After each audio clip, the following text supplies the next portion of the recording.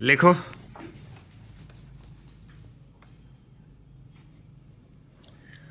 हमारे सुविधाजनक जीवन की बुनियाद प्रकृति है, लेकिन हमारे जीवन में प्रकृति अनुपस्थित होती गई है। बाकी तो छोड़ दिया जाए तो पक्षी हमारे आसपास की जिंदगी हुआ करते थे, वे आज हमसे दूर होते जा रहे हैं। जबकि पक्षियों की प्राकृतिक अहमियत को देखते हुए पक्षियों का ध्यान रखना आवश्यक है। गौरैया का सुबह होने के पहले ही चहकना बारिश आने के संकेत, धूल में लौटना सुख देता है। चित्रकारी में तो सबसे पहले बच्चों को चिड़िया गौरैया बनाना सिखाया जाता है। गौरैया इंसानों की मित्र रही और एक तरह से घर की सदस्य भी, लेकिन हम गौरैया या फिर अन्य पक्षियों के लिए छांव, पानी, दाना की व्यवस्था नहीं कर पाए। कई किसान अपने खेत के कुछ हिस्सों में ज्वार बाजरा भी लगा देते हैं। सच यह है कि पक्षियों का ख्याल रखने से मन को सुकून मिलता है।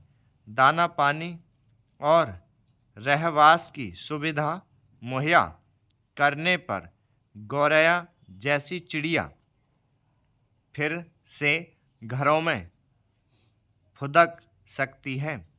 यह एक वैज्ञानिक तथ्य है कि पक्षियों में अद्भुत शक्ति होती है। वे भूगर्भीय हलचलों जैसे हादसों से सचेत कर देते हैं।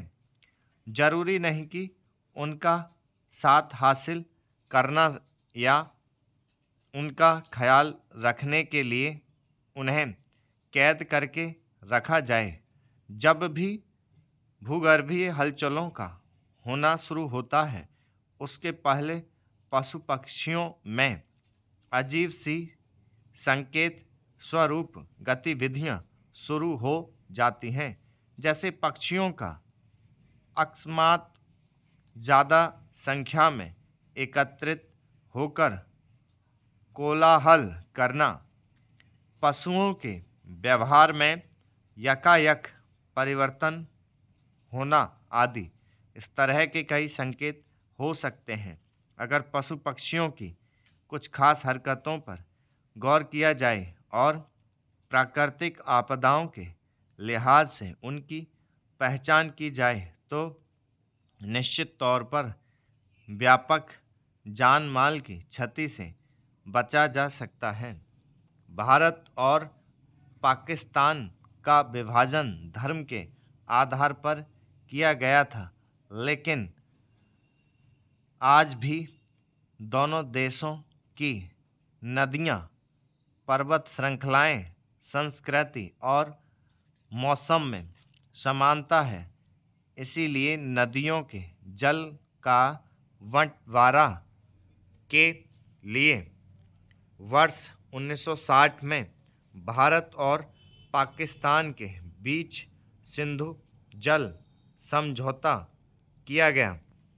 वार्षिक प्रवाह की दृष्टि से सिंधु विश्व की 21वीं सबसे बड़ी नदी है।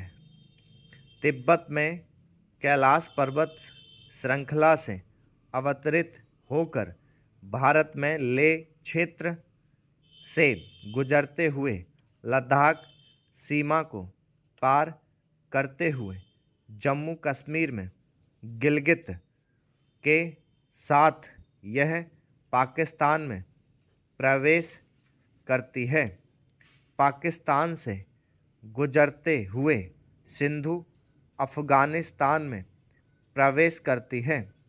सिंधु की 5 अन्य सहायक नदियाँ ब्यास, सतलज, रावी, झेलम और चिनाब हैं।